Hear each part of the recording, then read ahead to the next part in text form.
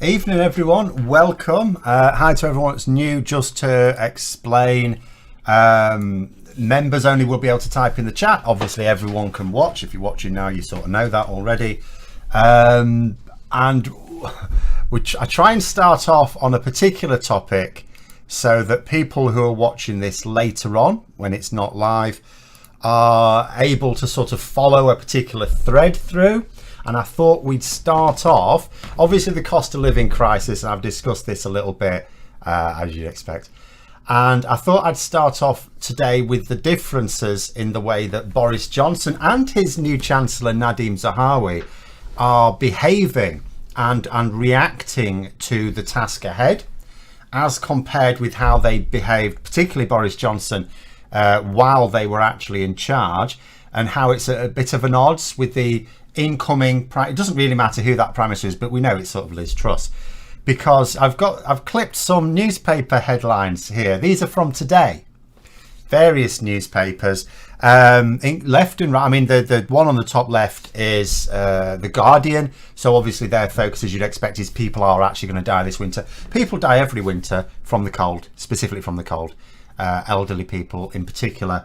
And in every case, I would imagine that there's no good reason for it. Ultimately, why does someone die of the cold in winter in their own home? Let's say we're not necessarily talking about someone who goes out when there's a lot of snow and they trip and fall and die of hypothermia. We mean someone who dies in their own home. Ultimately, it's because the home is not warm enough. It could be a combination of factors of insufficient insulation in the home and not being able to afford to actually heat it. So, but there's going to be a lot more dying here this winter, and how many ultimately depends on what support the government offer. And what Boris Johnson is saying, the headline you can see there going, Boris pipeline of cash on way to ease bills pain. That is from the Daily Express, who have battered for Boris Johnson throughout his premiership. And there's another one, I think this was from the Daily Telegraph to the left of it. Middle class need energy bills help, says Zahawi. Now, my working hypothesis for why Zahawi, who is the new Chancellor, I have to keep reminding people because people may not be aware, because he was only made Chancellor after Rishi Sunak resigned. He's not a real Chancellor, he's going to be gone quite soon.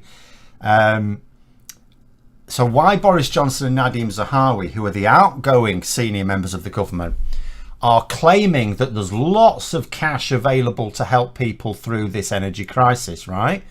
Why are they saying that when Boris Johnson a few months ago was talking about the fact, we've got to be careful. It'd be lovely to be able to help everyone out, but we have to be sensible with the budget and all the rest of it. And it was all reasons why they can't help people.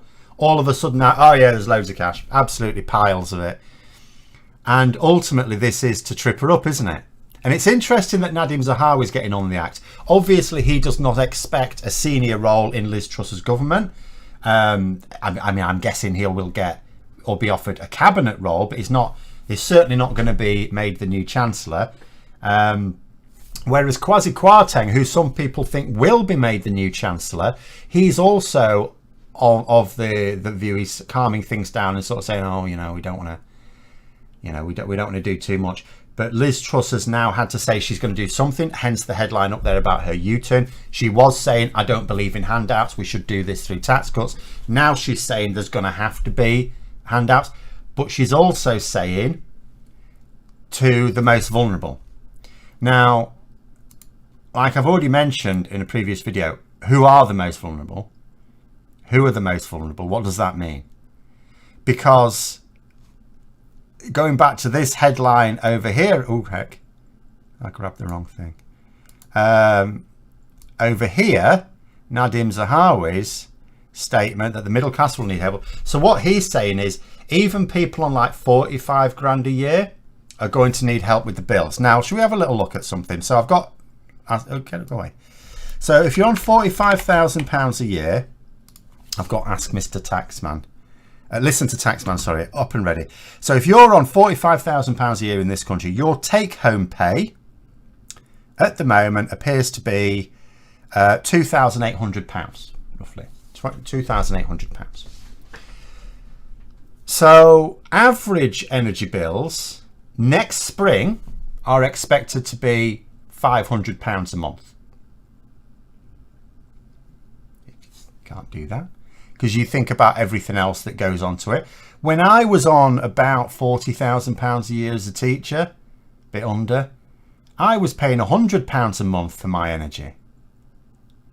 £100 a month, and that was average. Even though I was on my own, you know, I use computers all the time. So although actually the £100 a month was too much, I ended up with a rebate when I moved, actually thinking about it. So I was actually spending less. I'm not actually sure that I worked out how much I'd actually been consuming, but £100, and that was about average. What if you're on above average rates? I mean, we're on above average here because there's both myself using a computer all day and my partner who works at home using a computer all day. In fact, she's said that she might go into the office this winter. But there we go. And there, actually, I'll just do a sneaky little plug saying I'm glad to hear collaborate with Max Robespierre again. I mean, I do so, you know, whenever he asks, basically. But yeah, we recorded a video. So far, when I've done his videos, done the Sunday roast for him, it's sort of been live. But this one was recorded yesterday. So that'll be going out tomorrow. So Alex will have edited that. So that'll be out tomorrow on Max Robespierre's channel if you want to watch that. That's very much about the cost of living crisis as well as a few other things. Is Liz Truss friend or foe? She's absolutely enemy. I mean, it's absolutely ridiculous. The bottom line is we're looking. I mean, I did some calculations. I may have already used these calculations in the video. So last year, the energy cap. So this is the amount of money you pay as a domestic consumer for using what's considered an average amount of energy, electricity and gas. This time last year, if that's what you were consuming, you were paying £1,277 a month. Sorry, bloody hell, a year. A year. Now it's £1,971, so that's a 54% increase. In a few weeks, it's going to be £3,549. That's a 178% increase compared to last year. It's an 80% increase compared to now, but a 178% increase compared to last year. In the new year, it's expected to go up to 5,387. That hasn't been announced yet, so it could be a little bit different. But so far, the forecasts have been pretty close. They've not been more than a few tens of pounds out. 5,387. That would be a 322% increase. And then next spring, it's expected to be £6,616 a year for an average energy use.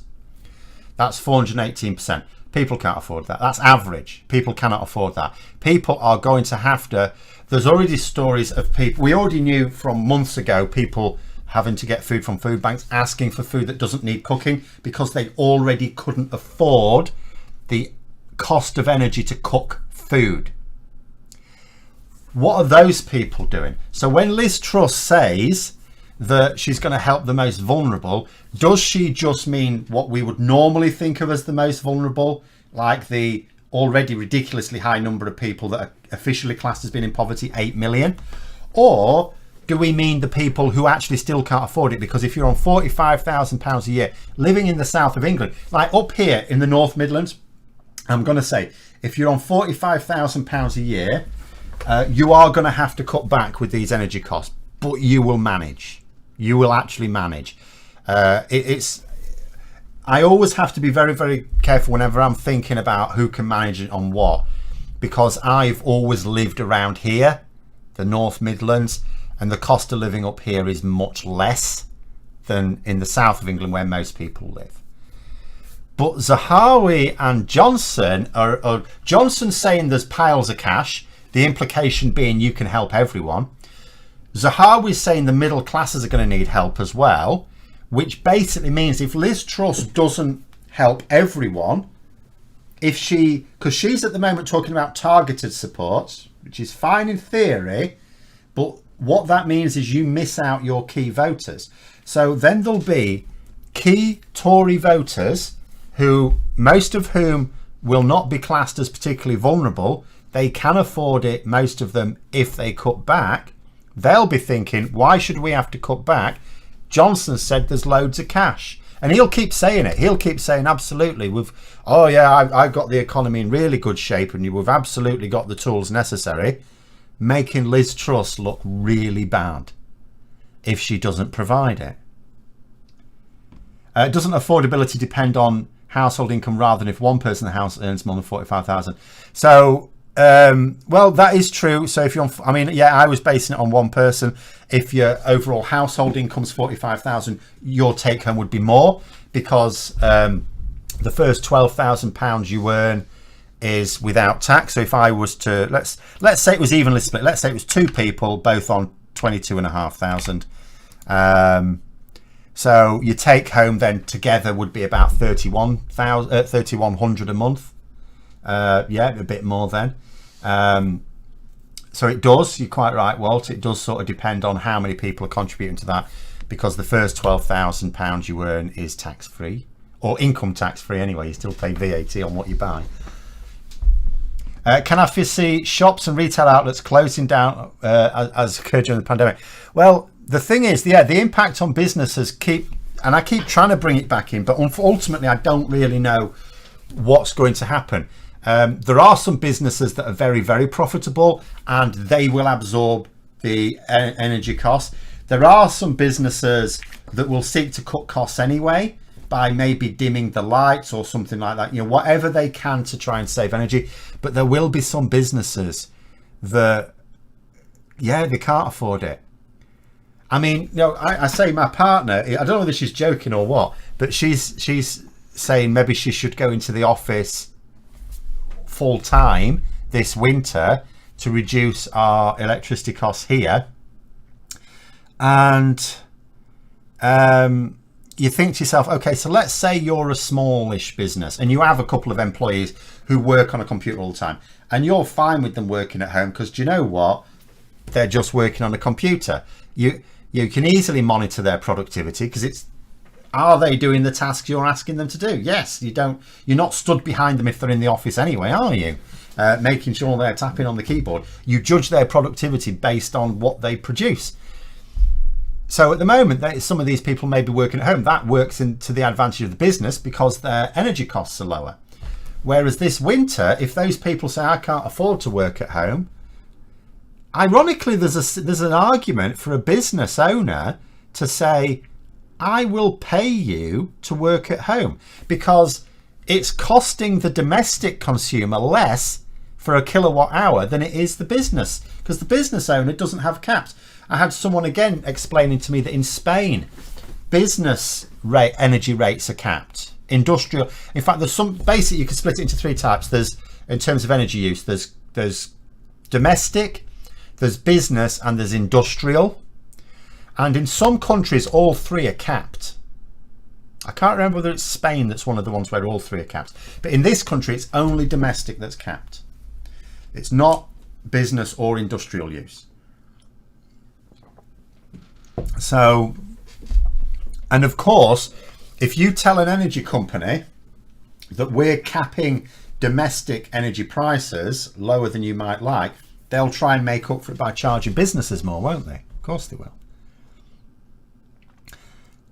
The two questions we need asked and answered are: one, short-term and long-term fix to deal with gas supply. Two, is she going to rip up the Northern Ireland Protocol?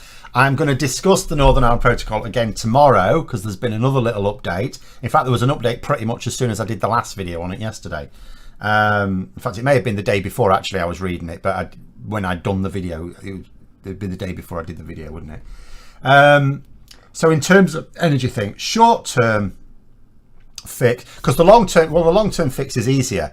When you say about gas supplies, you need to try and avoid relying on any natural resource that comes from a part of the world where political instability may affect your supplies or the cost of your supplies.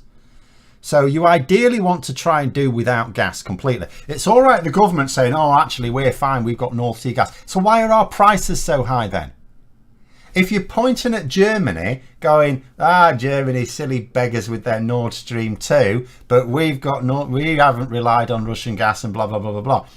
Why are Germany's energy bills up about 38% and ours are up 178%? Why? So anyway, long term is you do without that. That ultimately means renewables. You know, I'm not saying you mostly solar and wind, because solar and wind is incredibly secure.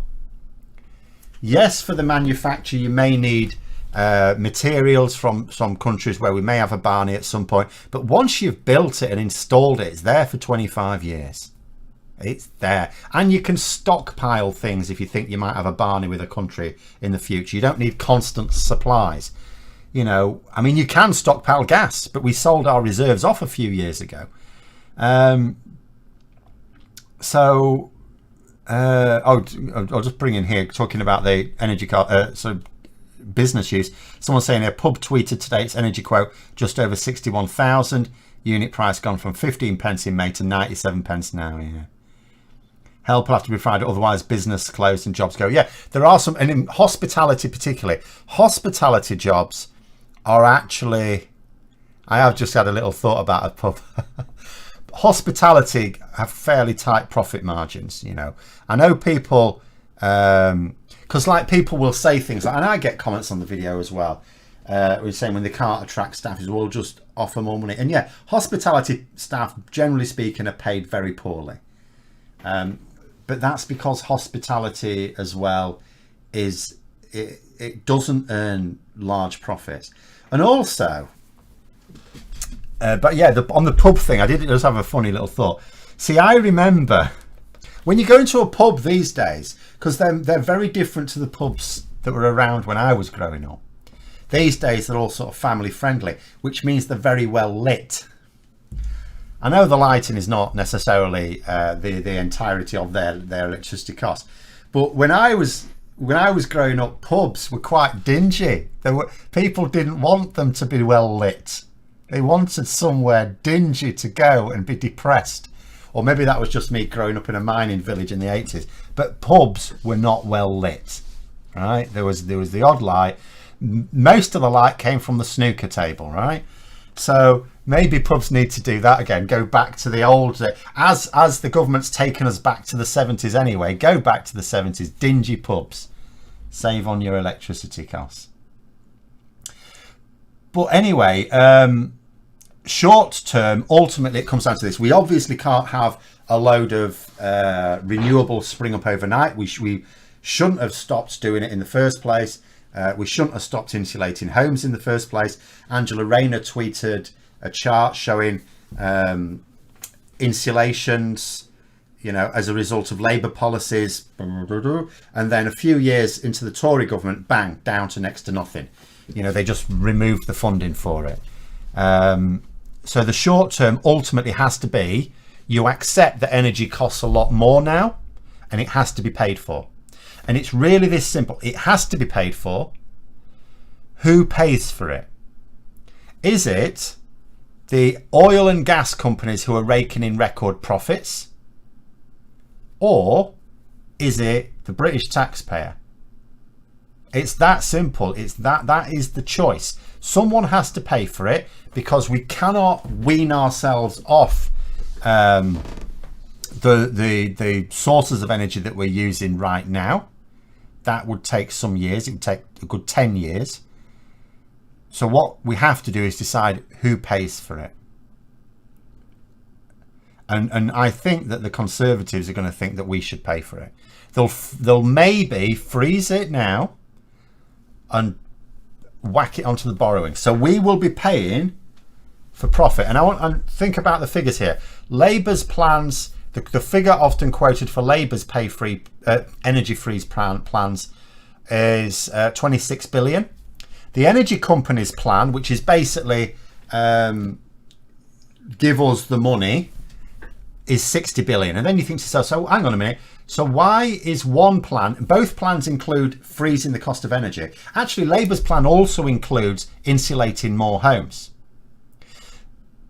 So £26 billion to freeze the energy costs for the next like half a year, and to insulate a load of homes. £60 billion just to freeze the energy cost for the next 6 months. And you think, so where's the 34 billion pound going? Profits, isn't it? It's our taxes later on, taxes to be added on later on, going into profits, isn't it?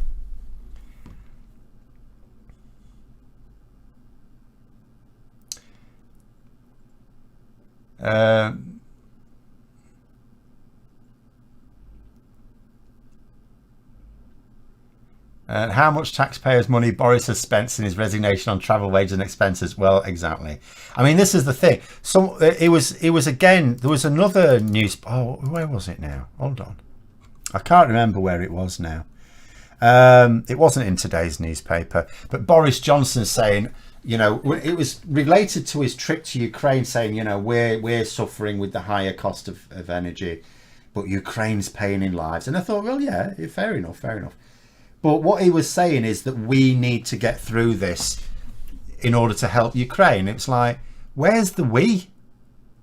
I mean, okay, the economy's knackered, so I've actually taken a financial hit, but I'm still fine. You know, I can afford the energy. Even when the energy bills go up to silly money, we can still afford it. We'll notice.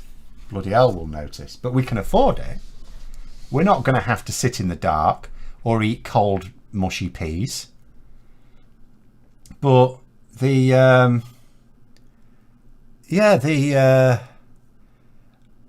likes of Boris Johnson, it's a totally different world. He's not even going to notice, is he? He's not even going to notice. I mean, think about how much money he's saved as he's been Prime Minister by getting Tory donors to pay for everything. His meals, his trips, his holidays, you know. Whatever Tory donors didn't pay for, the taxpayer paid for. You know, the flat refurbishment was an unholy unity of the both. It was a combination of taxpayer money and Tory donors' money. None of it was, well, he eventually had to stump up, didn't he? Or so we're told. He said he did anyway. I don't know whether anyone's actually checked. What about schools and hospitals? Can they cope with these hikes? No. No, not at all. I don't know if there's any special dispensation for hospitals and schools at all. As far as I know, would they pay the business rates? I actually don't, but even if they pay the domestic rates, again, you know, a schools, I mean, I know more about schools budgets than hospitals budgets. I imagine it's very much the same. You know, a school being told that its energy bill is going to go up 400%. I'll tell you something. A few years ago, the last college that I worked at full-time, because some may know I worked at a different college part-time when I went full-time doing this, just purely because they asked. And I thought, well, why not? But the one I worked at full-time, in winter, the finances were already so tight that the principal often didn't put the heating on. You know what? He was he'd put the heating on when it came to open evenings, you know, when people go around the college. But most of winter, we hadn't or very little heating. You were like, it was very much rationed. The heating in that college was very much rationed in winter. That was a few years ago. That was 2019. Right? So imagine the same college, or the same sort of college with the same sort of financial situation, looking at, even if it's the domestic rate, and I don't know, I've never been a manager who's had to deal with the budgets in a college, 400% increase. They can't do it. They can't cope. John, they're saying snooker table, Phil, posh northern pubs for you. I remember dominoes and a pool table. See, pool was not so. I think pool tables emerged, you know, well, in pubs I knew anyway, later on. You know, it was snooker. It's snooker table. You would have people playing dominoes as well. If you could see them, because that was the other thing. I mean, pubs when I was growing up, you could argue there was no point in having the lights on because the whole thing was full of smoke anyway. Whereas nowadays there's no smoke and it's all really well lit. I actually feel uncomfortable going in pubs these days. You know, it's like, why do they need everyone to see everyone else? People don't go to pubs for a good time. They go there to be depressed. Or maybe that was just my upbringing. I don't know. There are plans to transition the UK gas network to use hydrogen rather than natural gas. Yes, I'm aware of that. Current testing looks promising. Not sure about cost though. The thing is though, ultimately, any of these plans are for later on, and the crisis is now. So it's like, what do you do about it now? It has to be paid for now. Because the cost of energy is high. It is a global issue. Russia taking the piss means, I mean, Russia's not even suffering. It's not even like, oh, well, we're not buying Russia's fuel. We are. People are still buying Russia's fuel, but they're just paying higher prices for it because it's caused the price to go up. So the,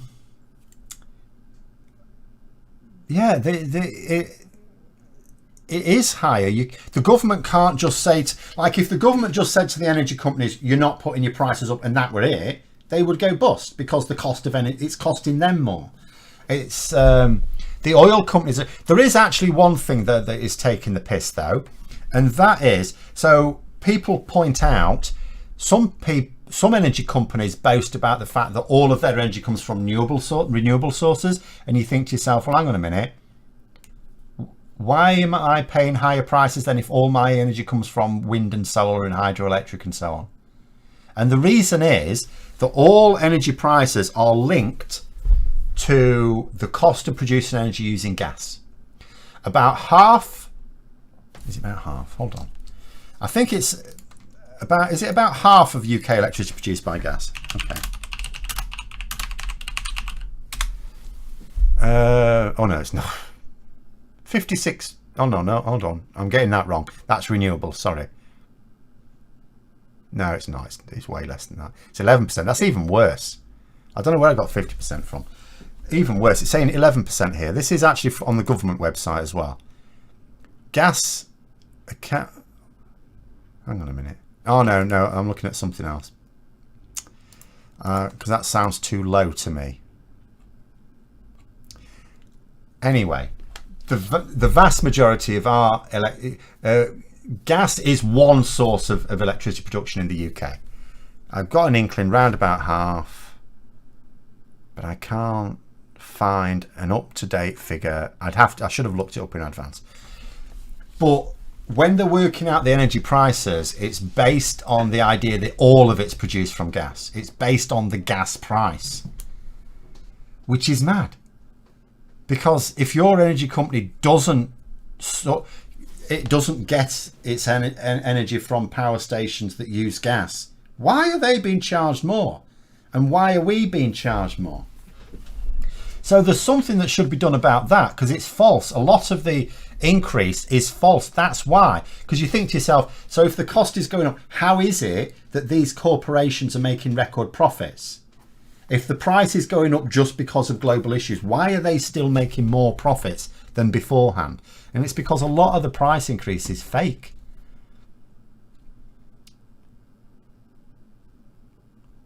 Believe they charge for renewables at the same rate as gas prices. Yeah, they absolutely do. They absolutely do. This is why, you know, in the early days when the prices started going up, you know, roughly a year ago, this is why people were saying, hang on a minute, my energy bill boasts about the fact that 100% of their energy comes from renewables. Why is my bill going up? And that's why their bill's going up.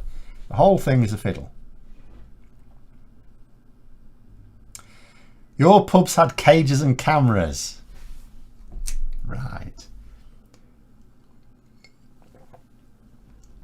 Armthorpe wasn't that rough. Mind you, I have to say, no sooner was I old enough to actually go to the pubs, other than with my dad, on my own. And a lot of them started closing down anyway. In the village I grew up, there were 13 pubs. And you think that's a lot for a village. It was a large village. I think at the time the population was about 12,000. So it's a big village. But it was still a village. And it still is, although the population is much larger now, because it must be larger now, because where the pit was, there's now a massive housing estate. Now there's hardly any pubs there. I don't actually know how many there are now. There's way fewer. Most of them just closed down. And I think that's just because people just stop going to the pub. Again, pubs are a very different beast these days. Very different beast. People don't, I mean, it used to be the case that the bloke just used to go down the pub. They'd come in from work, they'd have the tea, right, I'm off to the pub. That's just how life was then.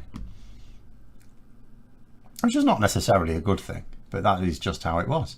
So you can sort of see how a lot of pubs had to go under. But as I say now, you know, going back to the model of just dingy pubs. I mean, the stories of people saying they're going to have to go to libraries this winter to stay warm because they can't afford to warm their own homes. You've got like warm banks as well. We've had food banks. We've got used to the idea of food banks. Now we're going to have warm banks. Places that are specifically set up to invite you to go on if you can get warm. What was it last winter? You know, there was the story of the old lady who rode the bus all day to keep warm, and Boris Johnson's response: I did that. I let her travel all day free, and it wasn't even him anyway. It was a Labour scheme. But you know, the point is that was his reaction to last winter when the price was like 54% higher. No, was it? No, it wouldn't have been then. That was after spring, wasn't it? I can't remember how much it had gone up then.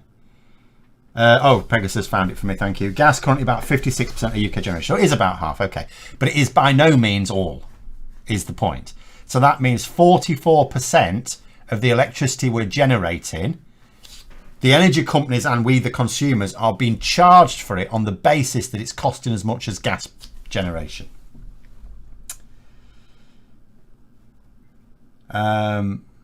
Said this last time, the UK is an island. We should be powering the country with wave tidal power. Yeah, we should have much more of that. There's so much scope. We've got a right load of land that can't be used for anything else. Quite a lot in Scotland. I mean, Scotland has a much easier job with renewables, of course, because most of the land is useless for any other purpose. It's mostly empty. But there's large parts of England and Wales as well, where there's nothing to be done with it. You might as well put solar panels and wind turbines on it. What else is there to do?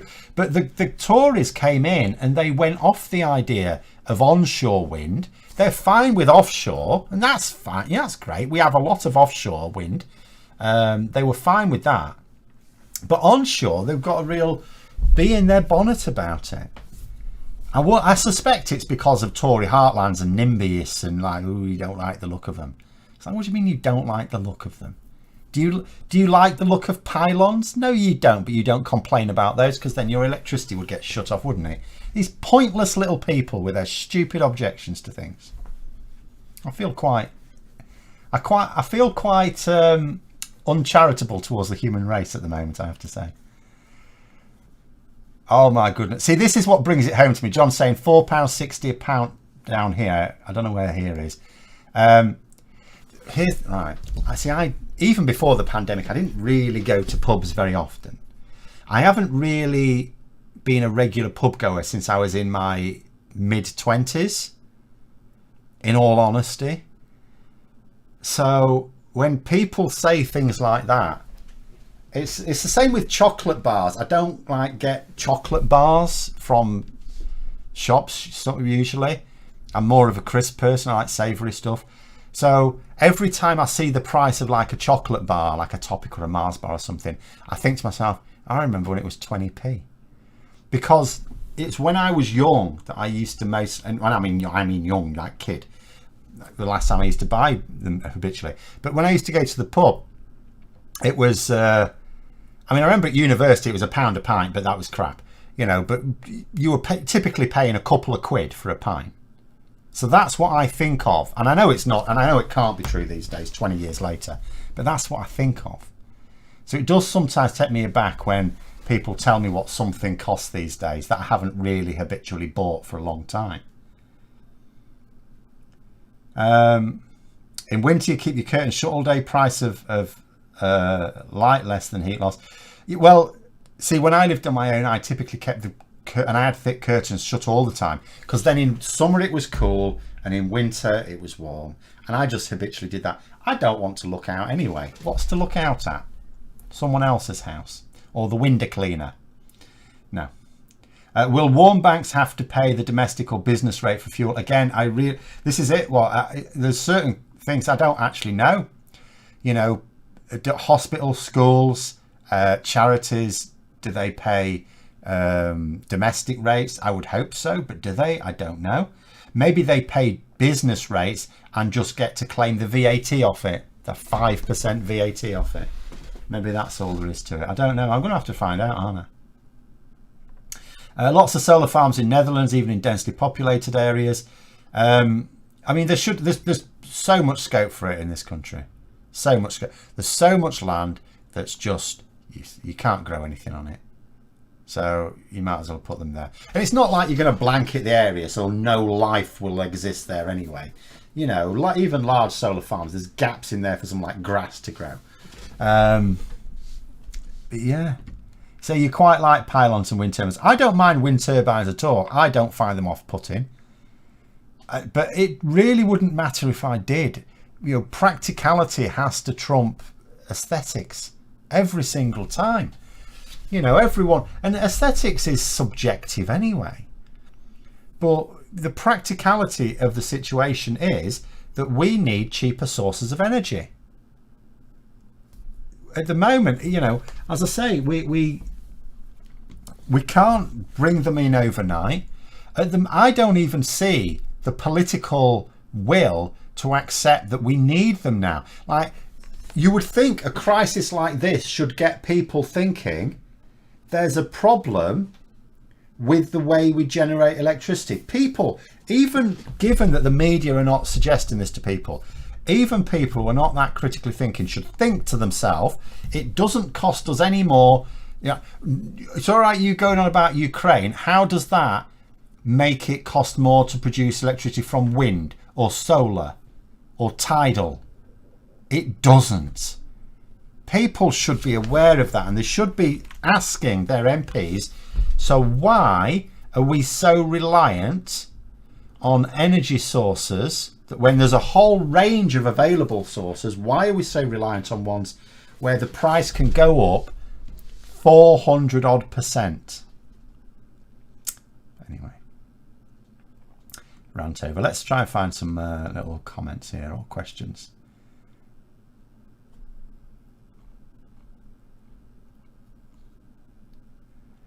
Even here in Sunderland, a pint is averaging around £4. Well, I don't even know if that's reasonable. I suspect it's not. But again, it'll be because of the extra costs of running a pub. Because people just don't go to pubs as often. Like, if you think about the reason for going to the pub, sports match, if you know, because the pub will probably have Sky Sports on. And if you don't have Sky Sports at home, you go to the pub to watch the match, right? You might go every now and then just to have the meal there, or just to go out for a little night out. But it's a special thing. It's not a regular thing. Whereas people just used to go there all the time, every day, every bloody day. So yeah, I can well believe that the cost of booze in a pub will have gone up above the level of inflation, but I haven't worked out what it should have been. You live in an area with lots of wind turbines. They don't cause any problems. Everywhere should have them. If you use power, you should help generate it. Well, this is it. It was the same thing with mobile phone masts, when people used to get funny about that. It's like, do you have a mobile phone? Yeah. Well, shut up then. It's like, you know, people moaning about winter. This is why, you know, oh, what was it? A little sneak peek about the video on Max Robespierre's channel. At the end, we were asked if we would ever stand for Parliament, right? And I said there's no point for various reasons, but one of them is I'm not diplomatic enough. Let's say I were Prime Minister, and I could never be, and I'll give you a really good reason why. Here's my attitude, right? A load of people say we don't like wind turbines. I would go to them, I would visit them face to face, and I would say to them, do you use electricity? They would tell me yes. And I would say, well, shut up then. You know, you can't have electricity. And I would actually say that. Shut up then. Because some people just need telling. Obviously, this is not at all conducive to winning elections. So this is why anyone who tried to make me the leader of a political party would be absolutely insane. So ironically, the only party insane enough to make me their leader is the DUP, which they probably wouldn't because I don't live in Northern Ireland and I believe the earth is more than 6,000 years old, or the Tory party, who are also unlikely because I don't exactly agree with them on their economics or politics.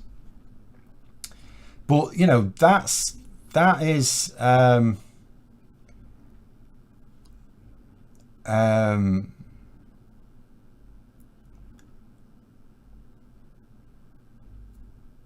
Tushan's asked a question there, I think it's for the more than the first time. YouTube's buzzing with excited videos from African Indian people talking about a new 2002 scale-up visa. Not heard about anything in the UK media. Have I missed it? If you have, I have. But anyway. But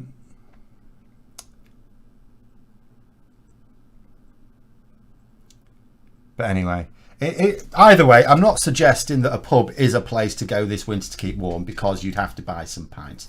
And, you know, so this is why people will say they'll go to libraries, but a load of libraries have been shut down, so good luck with that in some places. Warm banks may be set up. You say straight talk is better than lying. It is, but not in politics. This is why I always, you know, I'm very lenient with politicians, even politicians in the Conservative Party with whom I massively disagree. If they're adopting a position that is necessary for electoral success, I don't like attack them. I can criticize, I can point out how what they're saying is untrue, but I don't criticize them, because at the end of the day, if you want to get elected, you have to play the game. And as much as people will say, they'll moan about dishonest politicians, at the end of the day, the reason they're dishonest is because it works. People don't want honest politicians in all reality, because this is what needs saying. Someone, do you want electricity? Yes or no? Yes. Then you want it to be produced. It's that simple. How do you want it producing? Go to these NIMBYist places. Ask them, how do you want your electricity producing? What are they going to say? Oh, well, I don't see there's anything wrong with coal. Right, we'll build a coal power station in that field over there then. There's a river. We need a river for it. You've got a river running past here. We'll build it there. Oh, no, we don't want that. Why? Why don't you want it? What do you want? Do you want a coal-fired power station or wind turbines? That is what I would say. This is why I could never become Prime Minister. It's one of many reasons, because I cannot be doing with the bullshit. I understand that politicians have to play the bullshit game. I refuse. Can't do it.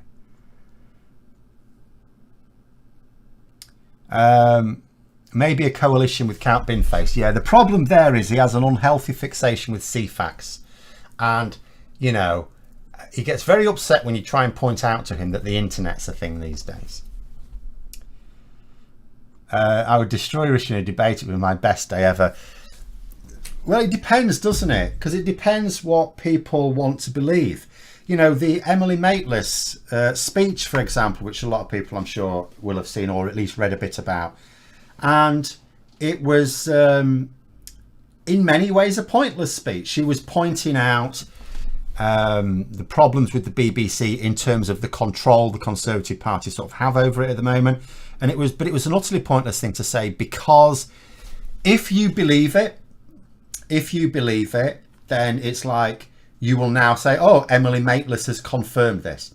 If you don't believe it, if you actually think that the BBC is a lefty woke organisation, then you will instantly dismiss what Emily Maitlis says, and you'll say, well, that's probably why they got rid of her, because she's a lefty wokist, and she was a bit too extreme even for the lefty wokey BBC. So, you know, there are certain things you will say, and people will just instantly either accept it or dismiss it based on what they already believe. It's actually very, very difficult in politics these days to have, I think, a useful debate. It's not impossible, but it is very, very difficult. Because here's the thing. For example, how was Boris Johnson so successful until he wasn't? He just brazenly lied about everything. You tell him, these government figures say this, and he will just say, no, they don't. And he could do that because he knew full well that if people read their Daily Mail or the Sun or the Express the next day, they wouldn't back up the person who was claiming the government figures. They'd back up Boris Johnson. So he knew that he could lie with impunity. Another good reason why, although Liz Truss may well be worse than Boris Johnson, she doesn't lie as fluently as him. So she will come unstuck a lot more often than Boris Johnson. But it's really difficult because people don't have the inclination or, in many cases, ability to fact check. You know, fact checking can be quite tricky as well. So some people, I don't know whether people have heard, oh no, this is where my brain melts and I forget things. What's the fact checking organisation that often checks political parties? Can't think of it. Anyway, oh, it's really famous as well. And it's just gone out of my head. But anyway, what they've done is they've said that Labour's plans are about £5 billion short for the price freeze. They're saying, no, Labour's under... Full Fact, thank you very much, that's it. So Full Fact are saying that Labour's costings to freeze energy prices is £5 billion short. Now, they're basing this on the idea. So what Labour have done with their calculations is they've worked out the average cost of energy across the year. But Full Fact are saying, well, hang on a minute. No, because we're talking about over the winter period here when energy use is greater, which is true. But Labour's argument is, but people don't pay more over the winter. They consume more over winter, but they don't pay more because their direct debits are worked out on a per month basis across the year. So in winter, you're technically paying less than your consumption, but in summer you're paying more so that you pay the same amount each month so you can budget. And the thing is, both of them are absolutely right. Full Fact are correct to say that given that Labour's spending plans are only for a set period, people's bills will go up later if they don't add this extra £5 billion on. But Labour's argument is, but people aren't going to pay that over winter, and in 6 months' time we're going to update the plan anyway. So actually, this is a case where it's not a simple case of one person's lying or wrong and the other one's pointing it out. It's actually both of them are right. So it can be complicated. Sometimes it's not. Sometimes it is just straight up wrong. But yeah.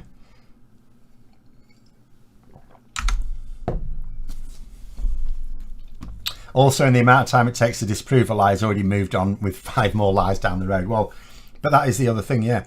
But if it's on a particularly important point, then yeah, you can expect it to come up in the news. But Boris Johnson knows that the vast majority of the media will either back him or at least, you know, mumble a bit. So he can absolutely count on, if a Labour Prime Minister were to say something that went against official government figures, it would be front page news everywhere the next day. Everywhere. The same day if it was like a news outlet.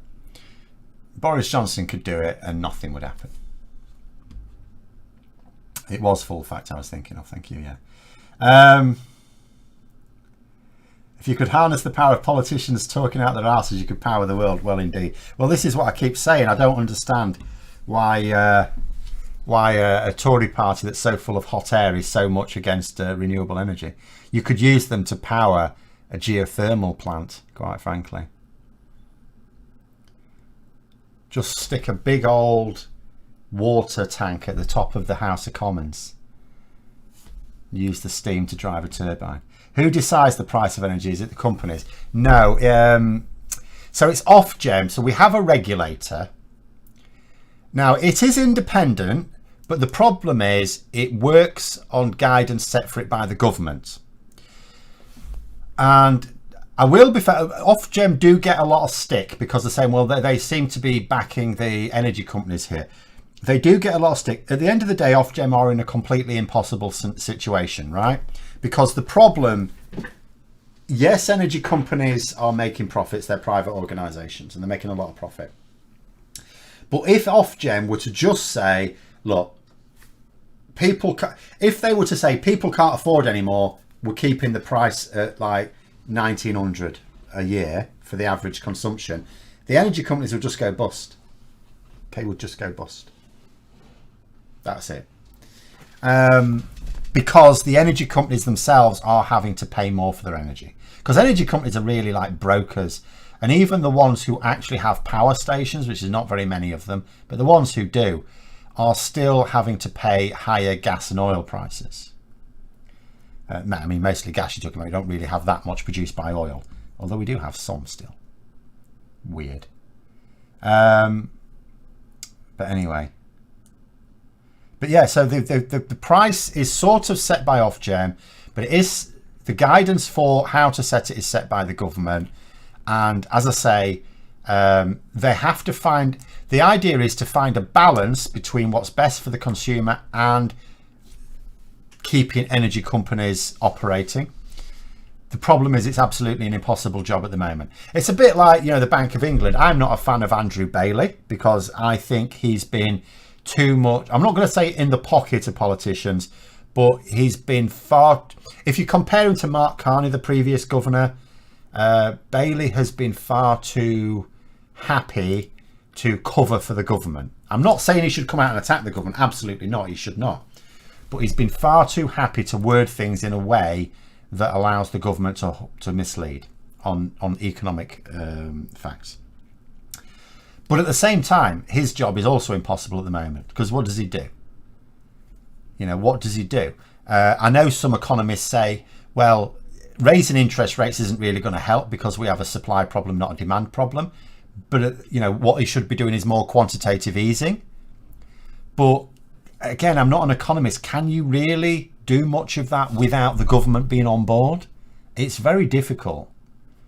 You know, if you don't have the government facing economic facts, there's not a lot even independent bodies can do. The Bank of England is independent, but there's not much it can do when it's got a government that just doesn't face up to facts and doesn't adapt its economic policies. If the government will not follow the advice of economic experts, there's not a lot economists can do.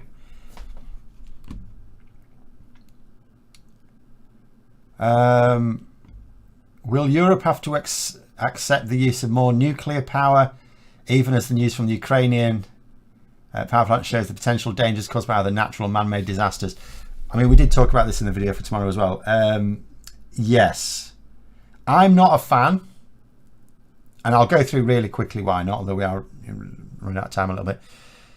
There's three problems, and again, unfortunately, if you're watching the Max Rosebeard video, there's going to be a little bit of crossover here. There's three problems I have with nuclear energy, okay? The first is that you have to do something with the nuclear waste. So I would accept another generation of nuclear fission power stations, but it is not a long-term solution at all. Because the nuclear waste cannot, you can use a small amount of it, ironically, but mostly you have to bury it. And that comes at a cost, and you're talking thousands of years. You know, so it's not sustainable for the long term. You're just leaving future generations, centuries into the future, with a big old problem to deal with, and an expense. And you know, it gets more and more expensive because this you know, the store has to be maintained. So I'm not happy about it being seen as a long-term issue. Solution. The second problem is, at the moment, why have we got such a problem with gas? At the moment, it's because of security of sources. Well, nuclear fuel is produced in countries that can also be politically unstable as well. We don't have a natural source here in the UK, or indeed in Europe, right? So, so securing nuclear fuel at some point in the future could be tricky. And then the other issue is, what happens if you've got someone developing it who cuts corners? Because people go on about Fukushima and it's like, oh, Fukushima happened not because of a freak event. It happened because the people who built it ignored people who said this thing will not withstand a tsunami above a certain level, which means it's unsuitable for Japan, because Japan has earthquakes, it has tsunamis. So basically, to cut costs, Fukushima was not built to specification, to the correct safety specifications. The same thing can happen here. In fact, Max Robespierre's point is, he made the point, if we were to invest in nuclear power, as Boris Johnson wants to, who's going to build it? Who's going to build it? And do you trust them? Do you trust the Tories to make sure that it gets built safely? And even if it is built safely further down the line, do you trust them to make sure that it's operated safely for its 50-year lifetime?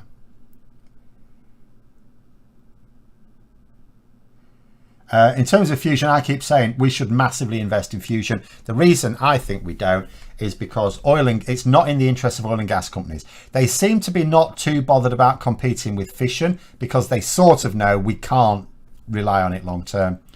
Whereas fusion is the end of them. Well, not the end, because oil is very, very useful for a lot of things. It's mad to burn oil, quite frankly. It's useful we use it for medicines, paints, plastics. Why do we burn the bloody stuff? But anyway, generally speaking, oil and gas companies do not want nuclear fusion. That is why we do not invest big time in it. We should. It's perfect. It's like almost the perfect source of energy. I remember watching a program about the plans to keep nuclear waste safe for the next 100,000 years and how to warn people to leave it alone. Fascinating. Yeah. See, 100,000 years.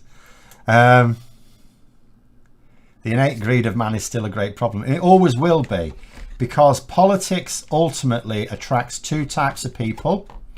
It attracts those altruists who want to change the world for the better, and it attracts those who are in it for themselves. And the issue is that it attracts more of those who are in it for themselves, because someone who's altruistic could seek high office, or they could help in a local charity, couldn't they? They could do something small scale and devote their lives to that. Whereas someone who's in it for themselves, the prizes are much greater in politics, so they are naturally attracted towards politics. Also, at the end of the day, most right-wing politics is about preserving the wealth and power that the wealthy and powerful already have. And the thing about the wealthy and the powerful is they will spend a small amount of their wealth to maintain it, which is why, as I keep saying, the history of democracy in the UK can ultimately, like the history of the Conservative Party, it's like centuries old. It's over 200 years old. And you can ultimately look at it like this, is to begin with, it was quite easy for them to back the ultra wealthy because hardly anyone got to vote.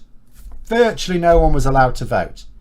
And the people who were allowed to vote, it was easy to align their interests with the ultra wealthy, right? Then they started giving more people the vote. More people got the vote. So then it was tricky. Then they tried to bribe people. There were all sorts of weird and wonderful things they tried to do to bribe people or to threaten them. Because it used to be the case when you cast your vote, it was a matter of public record who you voted for. It wasn't a secret ballot. So rich industrialists would tell their employees, you're going to vote for my candidate. They'd tell you who you had to vote for, and anyone who didn't vote for them was sacked, right? But then they made the ballot secrets. So then you had lots of people voting, secret ballot, what to do? You buy the newspapers, and you make sure the newspapers report things in a way that persuades people to vote against their own interests. That is essentially the history of the Conservative Party in this country. And sort of as democracy has changed, they've adapted. Which is why I always say proportional representation wouldn't kill off the Conservative Party. They would adapt again. They will adapt. It's just that it will make it bloody difficult for them to do anything. I mean, it did technically make it more difficult for them to keep winning power as soon as lots of people were able to vote and it was a secret ballot. It's just that they just found ways to con people. But with proportional representation, they'd have to con way more people. But anyway.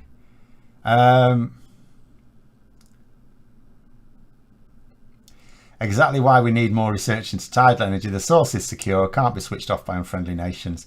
Well, not without declaring war anyway. And it produces day and night, completely independent of the weather.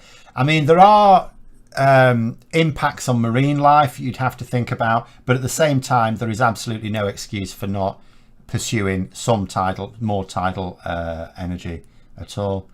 Williams added in there, Mark Carney did a great job as head of the Central Bank of Canada, where he left Canada's financial situation in a better position than the USA's. I mean, he was quite good in this country. He knew how to play the political game. He obviously would never just say that the government's shit, but at the same time, he also explained the reality of things. Andrew Bailey's, he's more like a British civil servant in that he's discreet about things. But like I say, it really doesn't matter. There's no point in blaming Andrew Bailey for the situation now. There's nothing he can do any more than there's anything Ofgem can do. It's government policy that needs to change. I'd like to think that if we had PR, the chances of Tories getting to power again would be very slim indeed. The current Tories, it would be impossible because they're too far away. See, at the moment, the government is decided by 1 to 2% of the people who vote. Between 1 and 2% of people who vote. Not 1 or 2% of the population, way less than that. 1 or 2% of people who vote. So you can target them. If you've got a lot of money and you've got control of the media, it's easier to target them. Okay, you'll still lose every now and then, but it is easy to target them. Proportional representation means you have to target way more people. Well, even the Tories don't have that much money. So it's much trickier. You have to basically align more closely with them. And also bear this in mind. So people will point out the Conservatives haven't won a majority of votes for my lifetime. So they'd have to share power with another party, and another party would have the power to, calm down a lot of their nonsense. But it's even better than that, because there's a lot of people, and this would affect Labour as well. There's a lot of people who vote Conservative, not because they think the Conservatives are good, but because they hate Labour more. And there's a lot of people who vote Labour because they hate the Tories more. It's that simple. A lot of those people would vote for someone else. They're not natural Labour or Conservative voters. They'd rather vote for some Lib Dems, Greens, someone like that, So you'd actually see the Conservatives losing vote share with proportional representation. So they wouldn't just lose MPs, they'd lose vote share. And Labour would as well. But that is, for me, and I don't know, I'm a Labour supporter, that for me is a price worth paying. Because I would rather have the Tories never with 100% of the power, ever, than to have Labour having 100% of the power sometimes and the Tories the rest of the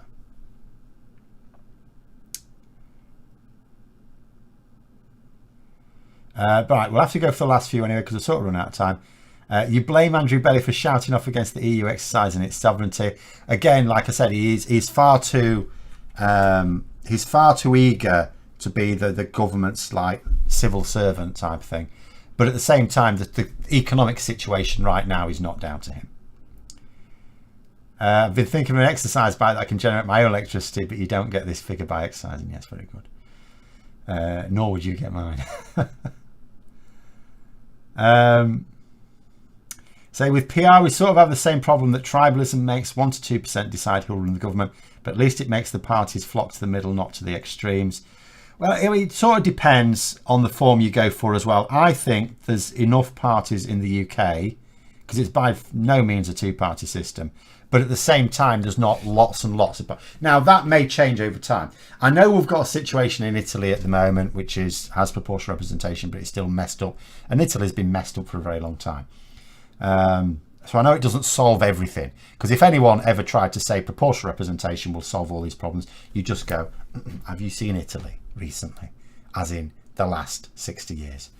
It hasn't had PR for 60 years, but since it has.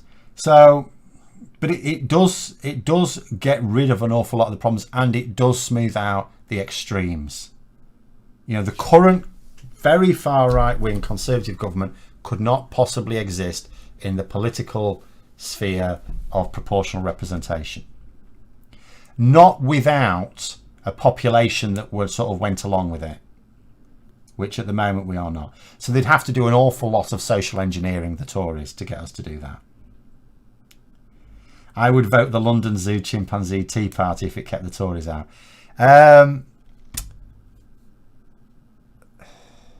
There are arguably worse people than the Tories, but they're not likely to win power, so yeah.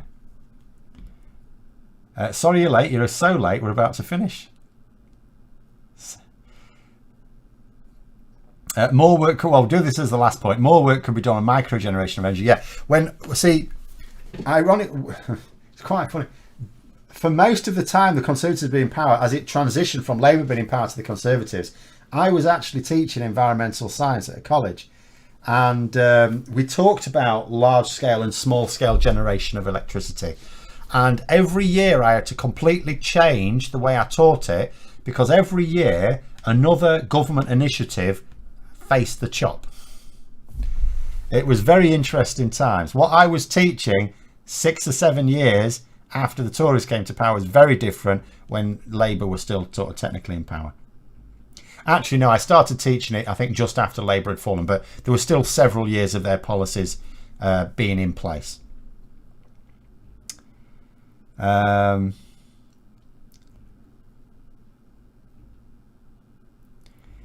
far left has allotments, the far right holds heads underwater in the channel, and the two do not quite equate.